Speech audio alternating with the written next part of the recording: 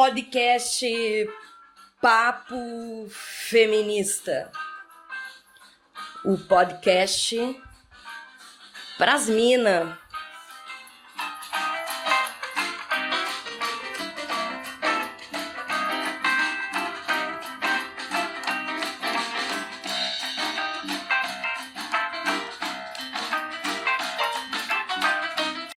Saudação a todas e todos. Vamos iniciar nosso podcast Papo Feminista com teoria dentro. E hoje a gente vai para o episódio O Pessoal é Político, que é um slogan extremamente conhecido do movimento feminista. E a base do nosso podcast, e a base, a orientação, a bússola, a fonte, tudo, na verdade, porque a ideia é divulgar esse texto.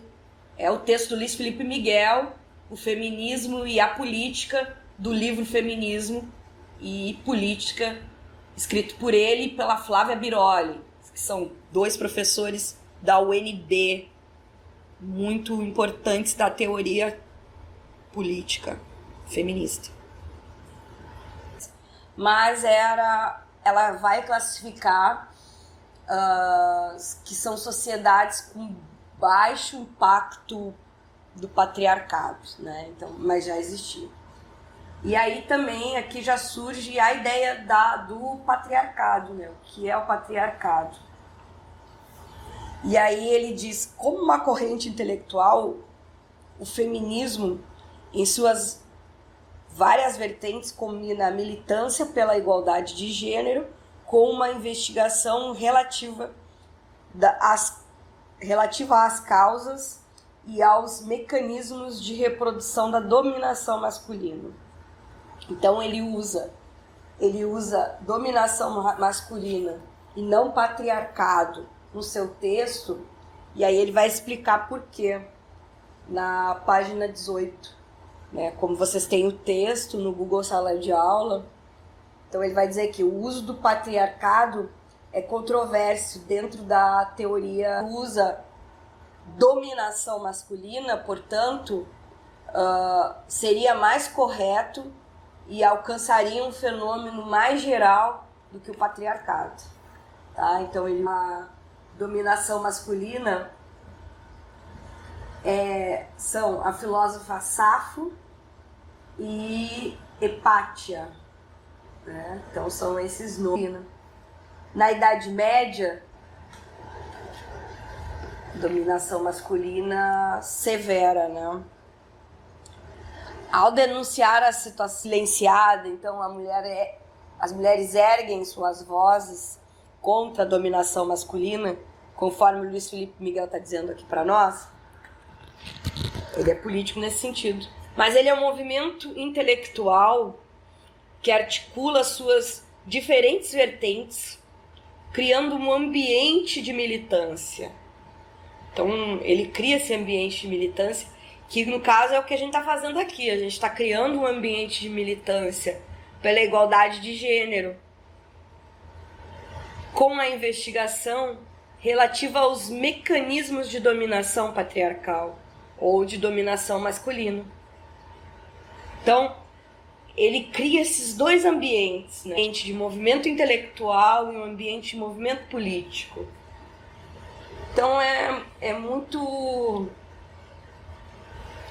apaixonante quando a gente começa a trabalhar teoria feminista. Eu, a partir do ano de 2007, né, no grupo de pesquisa Processos Participativos da Gestão Pública, né, que trabalhava com um orçamento participativo de Porto Alegre, e ali eu comecei a pesquisar sobre as mulheres, né, a atuação das mulheres.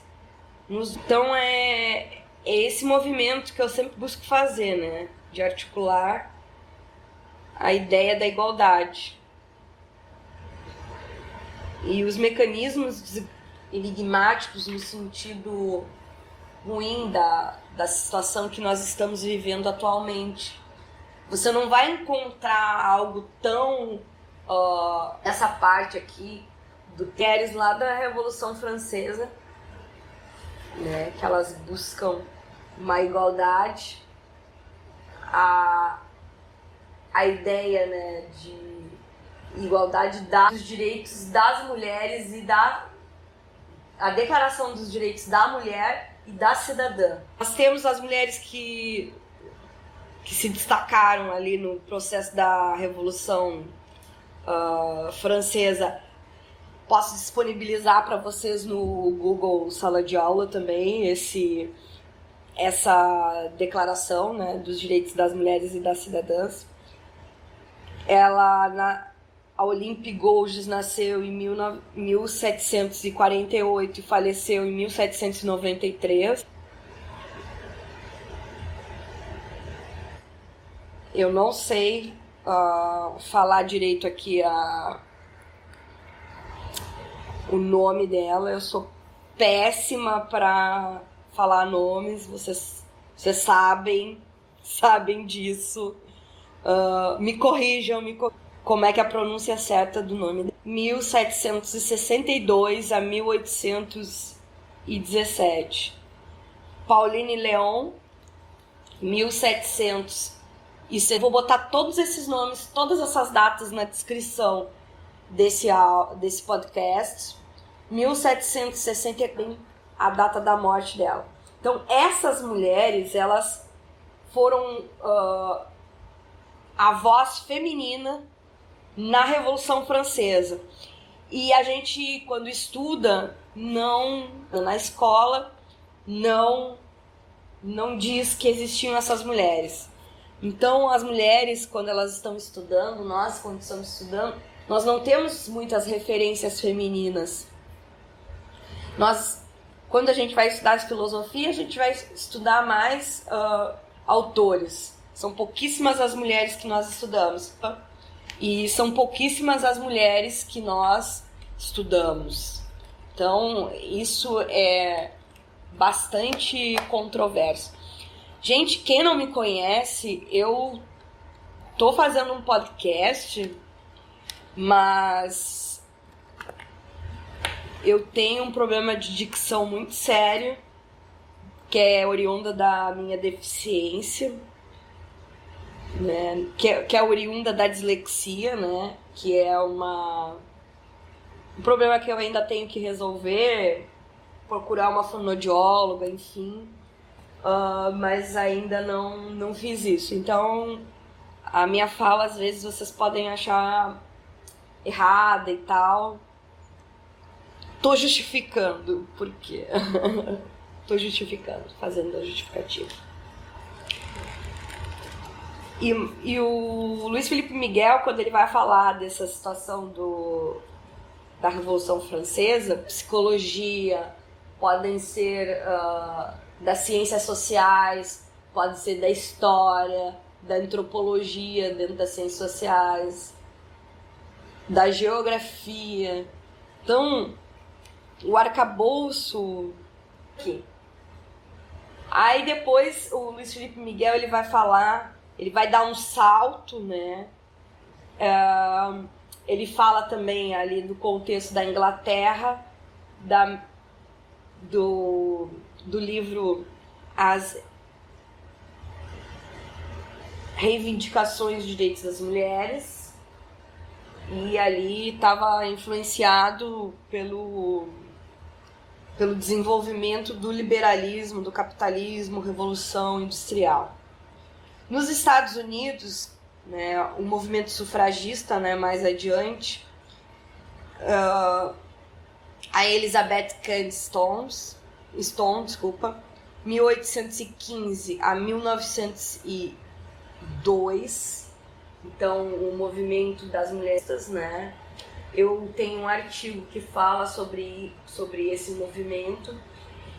Inicialmente, esses movimentos, tanto na Inglaterra, sufragista, tanto na Inglaterra quanto nos Estados Unidos, ele iniciou com a luta contra a abolição da escravatura e com uma certa segregação das mulheres que faziam parte do movimento abolicionista, surge o movimento sufragista, né? E ele é muito...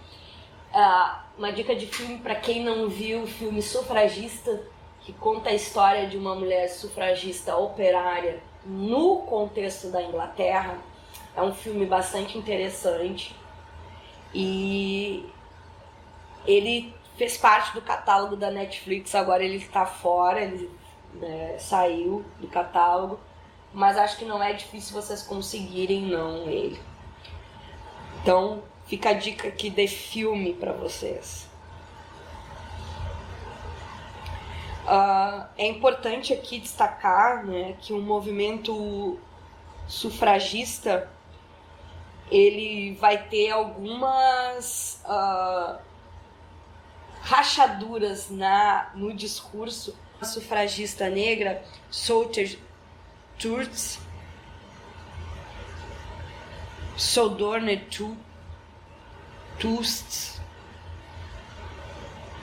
e ela vai nos dizer aqui, né, uma frase célebre. Aquele homem diz que as mulheres precisam ser ajudadas a entrar em carruagens erguidas para passar sobre as valas e receber os melhores lugares em todas as partes. Ninguém nunca me ajudou a entrar em carruagens, a passar por cima de poças de lama, nem me deu qualquer bom lugar. Quer? Olhem para mim, olhem para o meu braço. Tenho arado e plantado e recolhido em celeiros, e nenhum homem poderia me liderar. E eu não sou uma mulher? Posso trabalhar tanto e comer tanto quanto um homem. Quando consigo o que comer e aguentar o chicote também. E eu não sou uma mulher? Dei à luz a 13 filhos e vi a grande maioria com a minha dor de mãe. Ninguém, exceto Jesus, me ouviu. E eu não sou uma mulher? De tradição sufragista, olha, nós já trabalhamos e trabalhamos já há muito tempo. Então, esse é um elemento bastante específico, bastante interessante e bastante emocionante. A descrição do vídeo. Luiz Felipe Miguel vai além, então, ele fala, né, que a proposta das feministas sufragistas liberais. Então, o movimento feminista socialista renegava o nome sufragista por conta da tradição liberal que esse movimento sempre teve. Então, ele destaca a socialista utópica Flora Tristan, 1803, 1844, a bolchevique Clara Zetkin, que ela foi líder da social-democracia e também foi responsável pelo 8 de março ser o Dia Internacional da Mulher. Foi uma deliberação na Internacional, né? Nós temos a Alexandra Kollontai, que é a primeira mulher ministra na União Soviética, então ela era uma bolchevique, e é interessante a história dela. Infelizmente não fizeram nessa época. Vejam que ela nasceu em 1872, minha gente. Eu não estou dizendo que o amor livre ele seja o ou não algo muito maravilhoso, revolucionário. Eu estou dizendo muito à frente do seu tempo. Extremamente à frente do seu tempo. Então, o 8 de março veio da Clara Zetkin e Zegnitin. E a Kollontai é a primeira ministra na União Soviética. Claro que depois a luta das mulheres nesse processo da Revolução Bolchevique na Rússia, processo ali do stalinismo. Mesmo assim, ainda existiam várias mulheres no fronte da batalha na Segunda Guerra Mundial, lutando lá contra os nazistas. Se é que isso é uma coisa importante para nós mulheres, como eu sou uma pacifista, eu não acho interessante, mas... E também nós temos a anarquista Emma Kollontai, enquanto a Goldman tinha uma visão contrária ao casamento e defendia um amor livre, né? Então, esse elemento aqui. Gente, essas feministas, o socialismo feminista, ele é muito interessante e tem um debate bastante profundo, inclusive, né? Mas nesse livro aqui o Luiz Felipe Miguel, ele não... Então, só para terminar, né, essas duas mulheres, né, tanto Kollontai quanto Goldman, escreveram e relataram, lutaram, na verdade, por essas questões, né, do casamento como estrutura opressiva, defendiam o amor livre e a responsabilidade coletiva pela criação das crianças. Por exemplo, eu não tenho isso, né? Eu me separei filho do meu menino. Mas essa questão, né, que hoje surge sobre a responsabilidade dos pais na criação, a gente tá falando isso há muito tempo, a gente tá falando isso no início do século, a gente já estava falando isso, e isso ainda não aconteceu, então é muito complicado. A gente precisa rever muitas coisas ainda, e essas pautas que parecem ser antigas, porque eu estou falando de mulheres que são pioneiras do movimento feminista, e elas estavam defendendo pautas que não estão superadas ainda, então é bastante complicado pensar nisso. Se a gente pensa nisso, às vezes a gente se fica triste um pouco, né? A gente se desanima, era essa palavra que eu ia dizer. Então, só para terminar, né, essa questão aqui das feministas socialistas, né? O feminismo socialista, além de debater a importância do sufrágio nas democracias mundiais, contra a gramática feminista, a luta pela redistribuição. Dinheiro, grana, é necessário condições financeiras, pressuposto fundamental para a discussão feminista ao longo dos anos, e tem sido retomado agora no feminismo decolonial fortemente. Então, a redistribuição, a grana, né? A diminuição da desigualdade social atinge nós mulheres.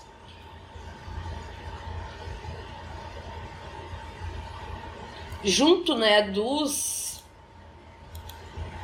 propósitos socialistas, estavam presentes as reivindicações feministas, cuja expressão se faz valer a partir de atuações de personagens históricos como a Clara Zetkin e a rota político do feminismo socialista, ampliou suas ações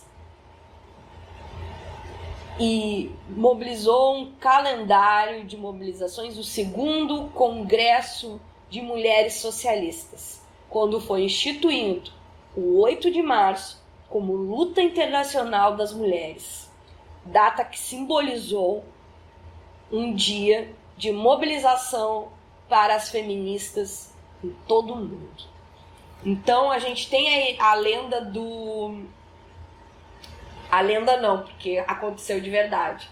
A gente diz, o 8 de março é consequência direta, né? Foi inclusive o dia que aconteceu um incêndio na companhia de tecidos em Nova York. Na verdade, não foi. O fato aconteceu em 25 de março de 2000. O fato aconteceu dia 25 de março de 1911. E o Congresso das Mulheres aconteceu em 1907. Então, a proposta de Clara Zetkin no segundo Congresso de Mulheres Socialistas estava seguindo o exemplo do 8 de março, Dia Internacional de Luta da Classe Operária. A Clara Zetkin foi eleita pela Secretaria Feminina da Organização Operária Internacionalista em 1889, no Congresso de fundação da Segunda Internacional em Paris. Então ela era da Internacional e também construiu esse movimento de mulheres socialistas. Escreve o livro Segundo Sexo, que vai se tornar, né, o principal livro, e ela vai analisar o substrato psicanalítico do qual, embora ciente da misoginia, conseguiu livrar-se. Bom, repetindo aqui. A Beauvoir descreveu, sobretudo na publicação do Segundo Sexo, em 1949, a flagrante falta de unidade na construção de um argumento subjetivo extremado, que faz com que se passe sem escalas da vivência pessoal ou do círculo próximo para a generalização, traço que marcou negativamente muito do feminismo posterior e do substrato psicanalítico do qual, embora ciente da misoginia de Freud, não consegue livrar-se. O livro representou uma tentativa poderosa de entender a construção social do feminino como um conjunto de determinações e de expectativas destinadas a cercear a capacidade de agência autônoma das mulheres. Então, o Luiz Felipe vai dizer que o livro Segundo Sexo, ele é em portologia feminista. E aí no quadro, na página 25, 26 e 27, ele vai falar sobre o que é a epistemologia feminista. E é importante vocês leiam com bastante atenção, galera, porque é ciência. Não, eu acho que é diferente, eu acho que as mulheres não precisam mais lutar por igualdade. Bom, a epistemologia, né, a forma de construir aqui, ela está dizendo que não, ela está mostrando que não, existem dados que não existe essa igualdade, e qualquer um pode pesquisar, né? Então, basta ele estudar a epistemologia da ciência feminista. Assim dizendo, é um nome que eu estou colocando, né, na verdade. Depois a gente vai ter a Beth Friedman, que é uma grande intelectual do feminismo, a mística feminista, e na Organização Nacional das Mulheres lá nos Estados Unidos, ela vai falar sobre a ideia de infantilização da mulher. Mas isso é de uma mulher de classe média, ó, das mulheres latino-americanas. Então, e essa tradição feminismo liberal, ela é como a nossa Nísia Floresta, Berta Lutz, Heleneide Saviotti,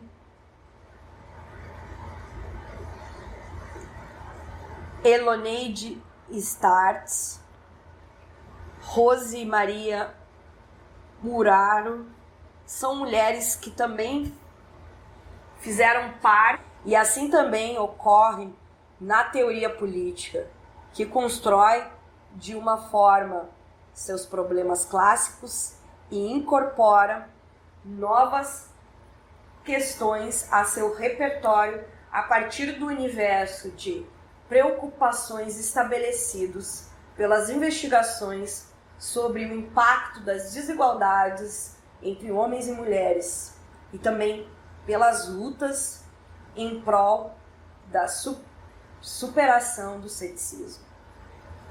Então, gente, vale a pena muito ter esse livro em casa, né? Feminismo e Política, do Luiz Felipe Miguel e da Flávia Biroli. Foi publicado pela editora Boitempo.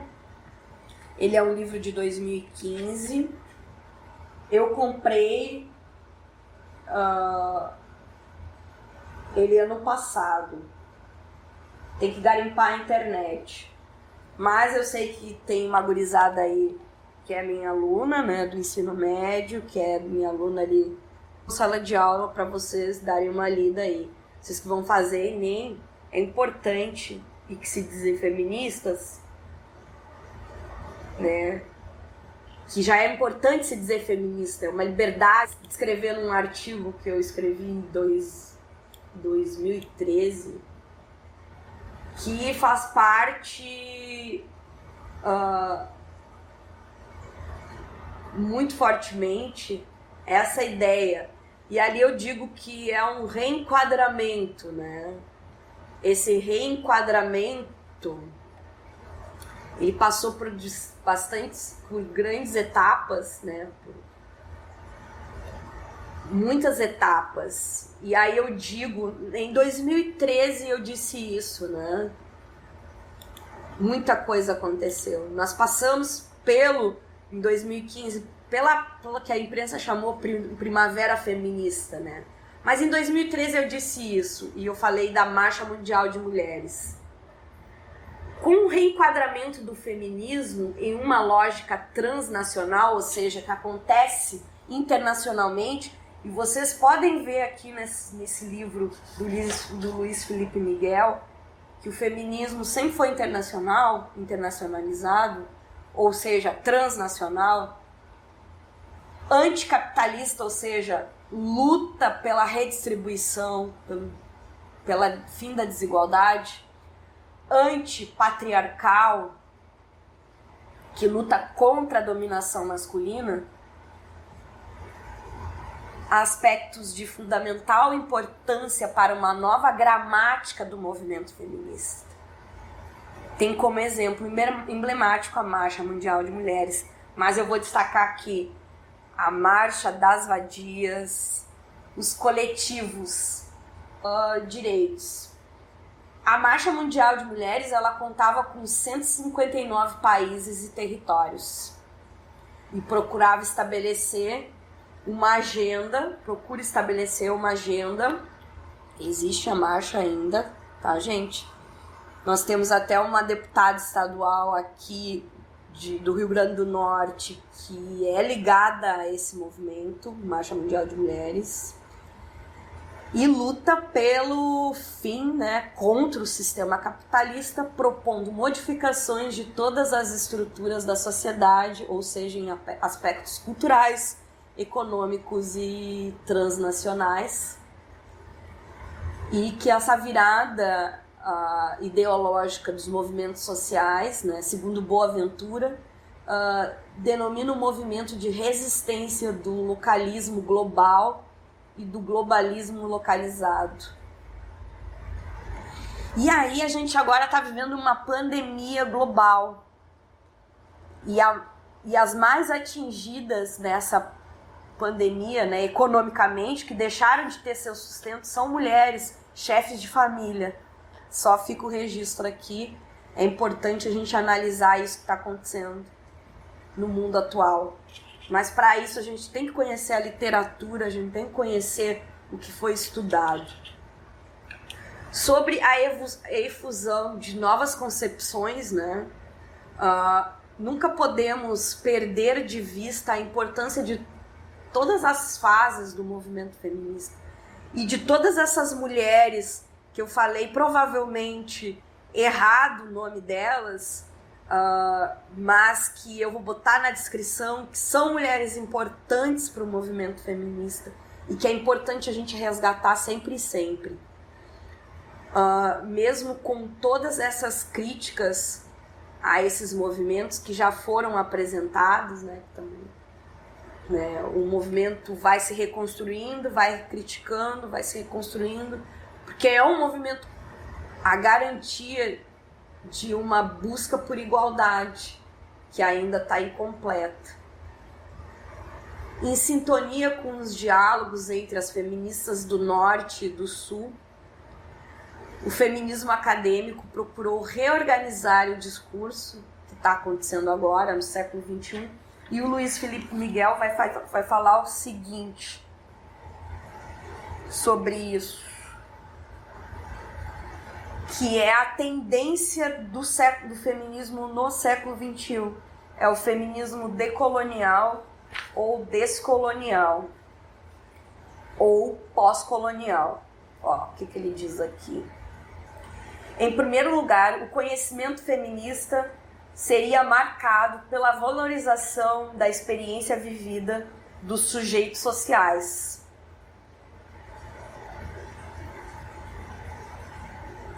Em vez de esquemas abstratos. Mais do que isso, na versão vinculada à chamada teoria do ponto de vista, julga-se que a experiência feminina, assim como de outros grupos marginalizados, possuiria um privilégio epistemológico, sendo mais capaz de aprender as estruturas de opressão e de dominação. Visão renovada dessa posição apresenta no feminismo latino-americano no século XXI, na busca de uma perspectiva que unisse o pensamento decolonial ou pós-colonial com a questão colonial. Eu vou explicar, porque vocês às vezes podem encontrar feminismo decolonial, feminismo descolonial, feminismo pós-colonial e feminismo subalterno. Eu vou explicar todas essas diferenças, que são elementos importantes.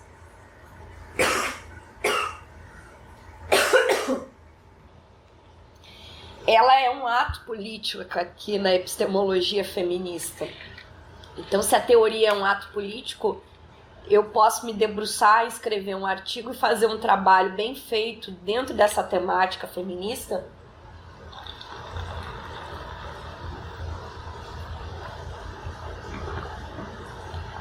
que eu estarei mudando muitas coisas.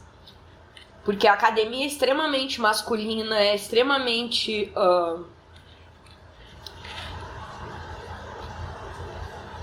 A gente precisa ter mais mulheres de várias histórias de vida pesquisando. Mulheres negras, mulheres pobres, mulheres nordestinas.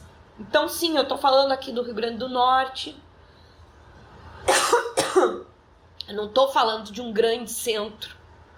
Ou fazendo uma pesquisa, ou fazendo um podcast, ou fazendo um texto, ou fazendo uma manifestação, ou fazendo uma intervenção artística, porque nas artes o feminismo também tem muita força. Então são atos de resistência, e são atos políticos, então, por assim dizer. Nós temos de estar muito preparadas conhecer muito a teoria, conhecer muito a militância também.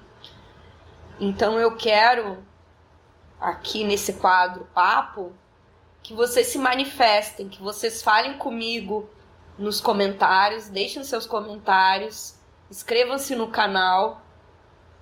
É um curso, eu não em Lages sobre violência contra a mulher. Então, eu quero que a comunidade em que esteja inserida modifique esse padrão. Vocês sabem que Lages é a cidade da primeira prefeita eleita na América Latina. Então, vou ler aqui a menção da Márcia Tiburi do texto, no livro dela. A primeira edição desse livro foi publicado em janeiro de 2018, ano em que se celebra 90 anos da eleição de Alzira Soriano de Souza, primeira mulher eleita prefeita no Brasil, em Lages, no Rio Grande do Norte.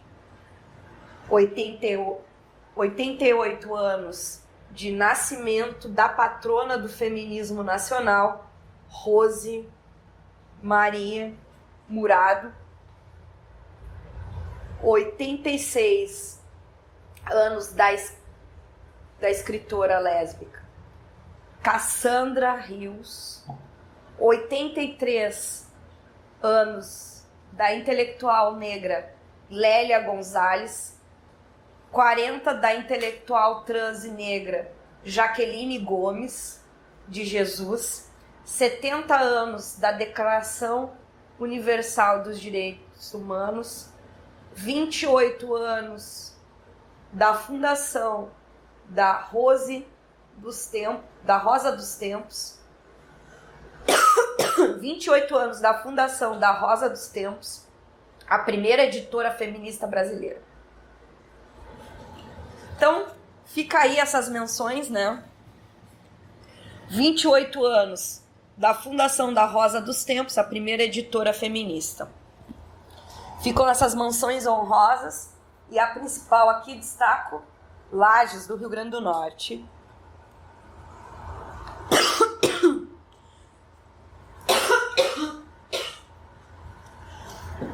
Era isso, então.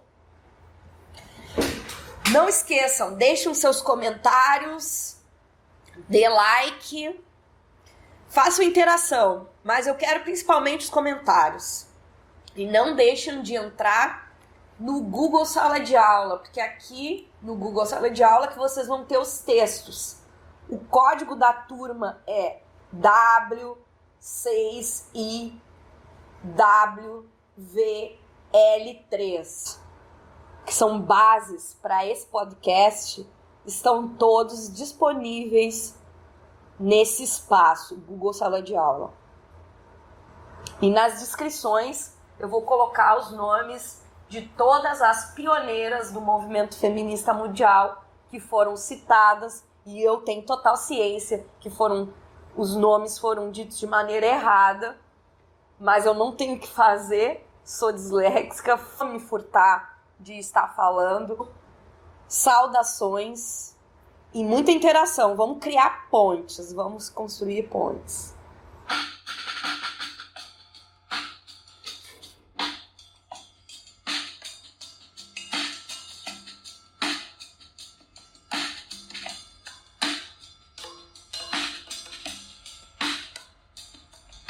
O papo